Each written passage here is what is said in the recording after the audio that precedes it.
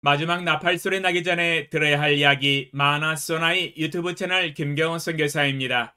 지난번 설교를 통해서 배웠던 말씀은 주 예수님을 따르는 제자의 표대 중에 하나는 예수님의 말씀에 거하는 사람이라는 것입니다. 예수님의 말씀 안에 거하는 사람이 예수님을 따르는 제자입니다. 예수님의 말씀 안에 거하기 위해서는 먼저 하나님의 말씀을 영의 양식으로 섭취를 해야 합니다. 하루 세 끼 먹듯이 영의 양식을 먹어야 지속적으로 성장이 가능합니다. 이미 말씀을 드렸듯이 우리는 5가지 방법을 모두 사용하여 균형 있게 하나님의 말씀을 섭취해야만이 하나님의 말씀에 풍성하게 거할 수 있습니다. 예수님의 말씀을 섭취하는 방법은 5가지가 있습니다. 듣기, 읽기, 공부, 암송, 묵상이 그것입니다. 하나님의 말씀을 섭취하고 소화시키는 이 5가지의 방법은 각각 성경에서 권면할 뿐만 아니라 명령하고 있는 것입니다. 이것들은 각각 균형 잡힌 그리스도인의 삶을 위하여 중요한 역할을 감당하는 필수적인 요소들입니다.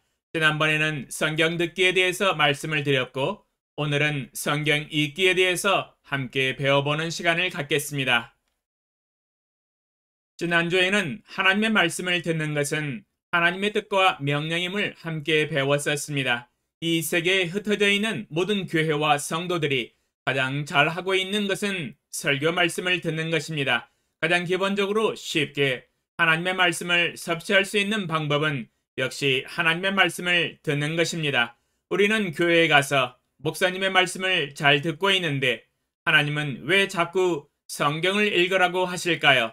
오늘은 하나님께서 왜 그리스도인들로 하여금 성경을 읽으라고 하시는지 그 이유에 대해서 함께 배워보겠습니다.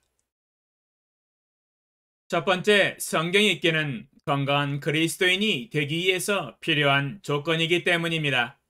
그러면 목사님, 설교만 듣는 것은 건강하지 않다는 것입니까? 질문할 수 있겠습니다. 예수님을 믿은 지 5년, 10년, 20년을 설교만 듣고 성장한다면 과연 건강할까요? 글쎄요. 제 이야기를 자세히 들어보시고 판단하시면 좋겠습니다. 그러면 이야기 시작하겠습니다.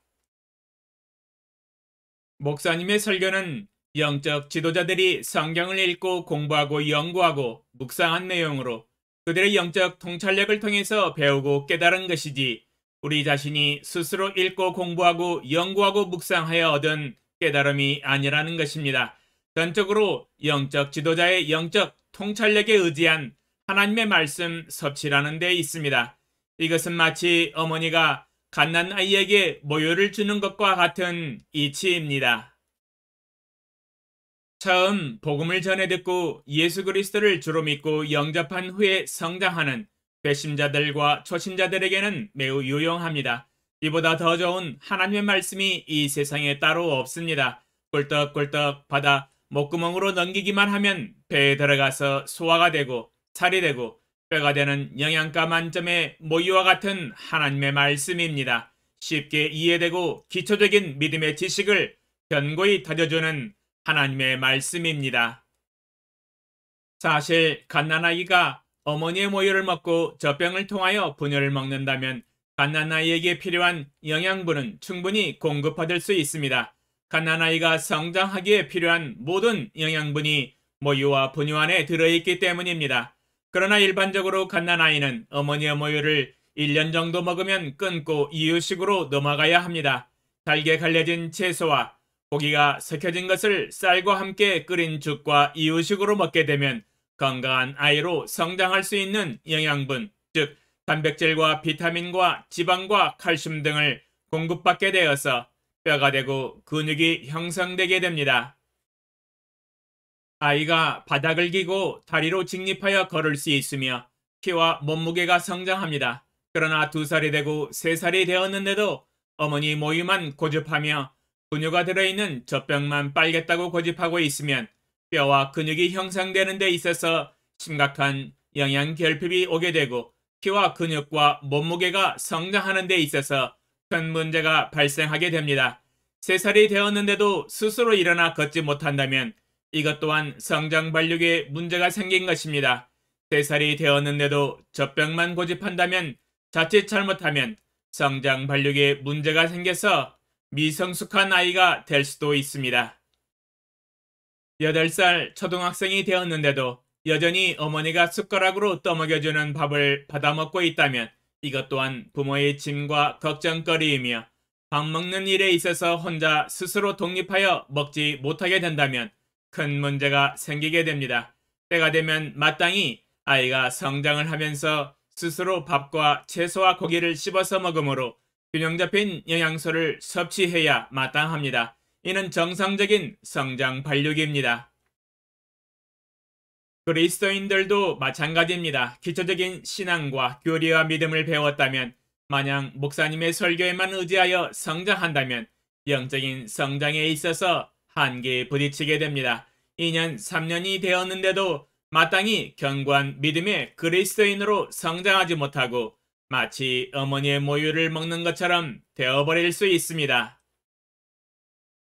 그러나 스스로 성경 읽기를 통하여 깨닫고 성경 66권의 풍부한 하나님의 말씀을 균형 잡히게 섭취하고 성장할 때 건강한 그리스도인으로 성장해 나갈 수 있습니다. 하나님의 말씀을 스스로 깨닫고 하나님의 음성을 들으면서 인도함을 받을 때 성장하는 속도는 매우 빠릅니다. 하나님의 말씀을 섭취하는 양이 많아지고 영적으로 깨닫고 소화시킬 수 있는 능력이 점점 커지기 때문입니다.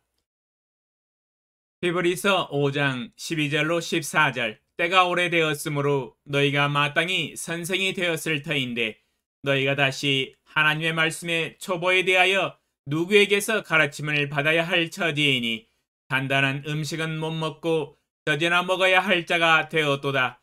이는 젖을 먹는 자마다 어린아이니 의의 말씀을 경험하지 못한 자여 단단한 음식은 장성한 자의 것이니 그들은 지각을 사용함으로 연단을 받아 선악을 분별하는 자들이니라. 히브리서 5장 12절로 14절에 젖을 먹는 자마다 어린아이니 의의 말씀을 경험하지 못한 자라고 말씀하고 계십니다. 이제는 때가 오래되었으므로 하나님의 말씀의 초보를 벗어나서 단단한 음식을 씹어 먹으라고 권면하고 계십니다. 때가 오래되었는데도 여전히 젖을 먹고 있다면 영적 성장에 상당한 문제를 가져온다고 이야기하고 있습니다. 때가 오래되었으면 하나님의 말씀의 단단한 음식을 스스로 먹고 씹고 소화를 시켜야 한다고 말씀하고 계십니다. 스스로 하나님의 말씀을 읽고 성경 66권의 모든 말씀을 골고루 먹으면서 점점 갓난 아기에서 벗어나 아동기, 청소년기, 청년기로 마땅히 성장하고 장성해야 한다고 말씀하고 계십니다. 우리의 최종 영적인 성장 목표는 예수 그리스도의 장성한 수준입니다. 에베소서 4장 13절로 15절 우리가 다 하나님의 아들을 믿는 것과 아는 일에 하나가 되어 온전한 사람을 이루어 그리스도의 장성한 분량이 충만한 데까지 이르리니 이는 우리가 이제부터 어린아이가 되지 아니하여 사람의 속임수와 간사한 유혹에 빠져 온갖 교훈의 풍조에 밀려 요동하지 않게 하려 함이라. 오직 사랑 안에서 참된 것을 하여 범사에 그에게까지 자랄지라. 그는 머리니 곧 그리스도라. 에베소서 4장 13절로 15절에 이제부터는 어린아이가 되지 말고 어린아이의 수준을 벗어나서 예수 그리스도의 장성한 분량이 충만한 데까지 성장하며 범사의 예수 그리스도의 수준에까지 성장해야 한다고 권면하고 계십니다. 이제는 갓난아이의 수준을 벗어날 때가 되었습니다. 때가 오래되었으므로 그것은 마땅합니다. 미국 캘리포니아 연안의 몬트레이 마을은 오랫동안 펠리칸 새의 천국이었습니다. 어부들이 그물을 씻을 때 잔챙이는 버렸기 때문입니다. 그러나 나중에 펠리칸들은 스스로 물고기를 잡는 일이 거의 없어지다시피 하였습니다. 왜냐하면 펠리칸들은 어부들이 버린 잔챙이들을 그냥 쉽게 주워 먹었기 때문입니다. 그러나 시대가 바뀌고 어부들이 버리던 잔챙이들이 상업적으로 활용되기 시작하자 펠리컨들은 더 이상 주워 먹을 것이 없어졌습니다. 그래도 펠리컨들은 스스로 먹이를 구하지 않고 버려진 것만 찾다가 점차 굶어 죽기 시작하였습니다. 왜냐하면 스스로 먹이를 사냥하는 방법을 몰랐습니다. 태어날 때부터 어부들이 버린 잔챙이들을 주워만 먹었기 때문입니다. 스스로 사냥을 하고 먹는 법을 어느 누구도 가르쳐주지 않았던 것입니다. 어민들이 대책 끝에 남쪽 지방에서 스스로 먹이를 잡는 펠리칸을 몇 마리 수입하여 풀어놓았습니다. 그랬더니 사냥을 해서 먹는 펠리칸을 관찰하더니 바로 옆에서 사냥 기술을 배웠습니다. 그들을 따라서 물고기를 잡기 시작하므로 굶어 죽어가던 펠리칸 문제가 해결이 되었습니다. 마치 이와 같습니다. 3년이 되고 5년이 되고 10년, 20년이 되었어도 스스로 하나님의 말씀을 읽고 깨달을 줄 모른다면 성장이 멈춰버린 갓난아이와 같은 영적 성장, 발달 장애가 올 수 있습니다. 마치 어부들이 버린 단청이만 주워 먹는 펠리칸 새와 같은 것입니다. 스스로 고기를 잡아먹는 법을 모르게 됩니다. 한 번도 안 해보았기 때문입니다. 이것은 오직 목사님 설교만을 의지하여 떠먹여주는 것을 받아먹는 삶의 약점이 될 수 있습니다. 그러므로 하나님께서는 이제 우리 스스로 하나님의 말씀을 읽고 깨달음으로 스스로 영적인 필요들을 채울 줄 아는 그리스도인으로 성장하기를 원하십니다. 두 번째로 하나님 여호와 경외하기를 배우며 하나님의 말씀을 지켜 순종하기 위하여 평생의 성경을 자기 옆에 두고 읽으라고 명령하셨기 때문입니다. 신명기 17장 19절 평생에 자기 옆에 두고 읽어 그의 하나님 여호와 경외하기를 배우며 이 율법의 모든 말과 이 규례를 지켜 행할 것이라. 신명기 17장 19절에 하나님은 우리가 하나님 여호와 경외하기를 배우며 하나님 말씀을 지켜 순종하기 위하여 평생에 성경을 자기 옆에 두고 읽으라고 명령하신 것을 볼 수 있습니다. 우리는 성경을 읽기 위하여 항상 성경이 옆에 있도록 하라고 말씀하고 계십니다. 옆에 있어도 안 읽으면 아무 소용이 없겠지만 마음을 들여서 옆에 두고 손 가까이에 두고 성경을 읽어야 합니다. 그러할 때 우리는 하나님 여호와 경외하기를 배울 수 있습니다. 그 말씀을 마음에 두고 순종하여 지킬 수 있습니다. 세 번째로 믿음을 배우기 위해서 성경을 읽어야 합니다. 로마서 10장 17절 그러므로 믿음은 들음에서 나며 들음은 그리스도의 말씀으로 말미암았느니라.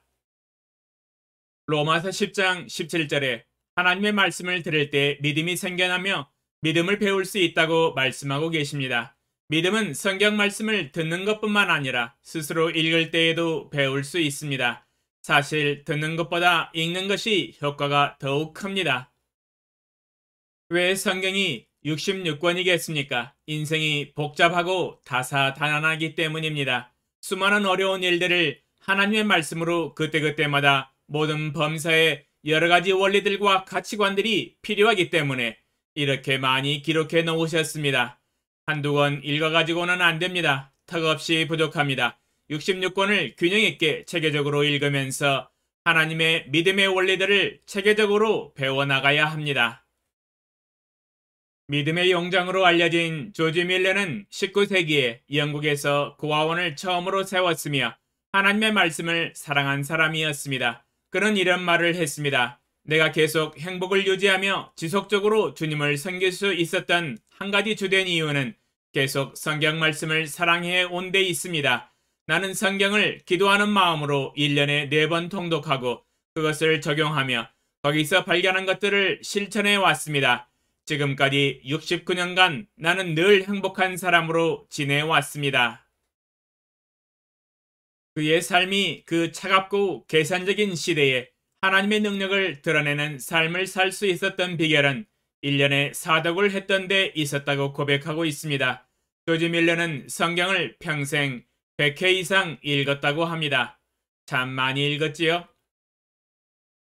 오늘은 왜 성경을 읽어야 하는지 간략하게 3가지로 살펴보았습니다. 하나님의 말씀을 듣는 것은 기본입니다. 그러나 듣는 것을 뛰어넘어서 이제는 스스로 읽어나가면서 하나님을 경외하는 법을 배우고 믿음을 배워야 합니다. 그러할 때 우리는 하나님의 말씀을 믿음으로 지켜 순종해 나갈 수 있습니다. 우리는 성경을 읽을 때 전념하여 읽어야 합니다. 마치 내일 대학 입시 시험이 있는 것처럼 시험 공부하듯이 전념하여 성경을 읽어야 합니다. 그러할 때 우리는 건강한 그리스도인으로 성장해 나갈 수 있습니다. 질문과 답변 1. 오늘 설교를 통하여 배운 교훈과 축복은 무엇입니까? 2. 궁금한 점은 무엇입니까? 당신의 생각을 댓글로 남겨주세요.